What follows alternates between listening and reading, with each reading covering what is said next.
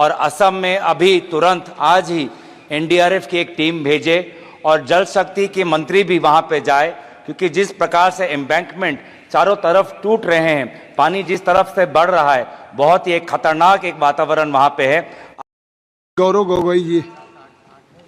धन्यवाद सभापति महोदय। मैं आपके समक्ष खड़ा तो हूं, लेकिन वर्तमान में मेरा मन और मेरा ध्यान असम में हो रही बाढ़ पर है और मैं आशा करूंगा कि यहां की सरकार अपनी चिंता व्यक्त करे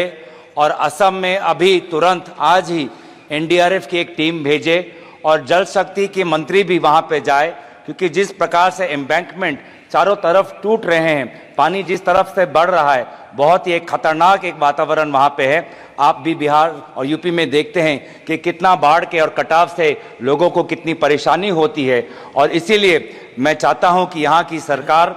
असम में होती हुई बाढ़ के प्रति अपनी चिंता व्यक्त करते हुए आज ही एक एनडीआरएफ की टीम भेजे और जल शक्ति मंत्री तुरंत वहां पे जाए।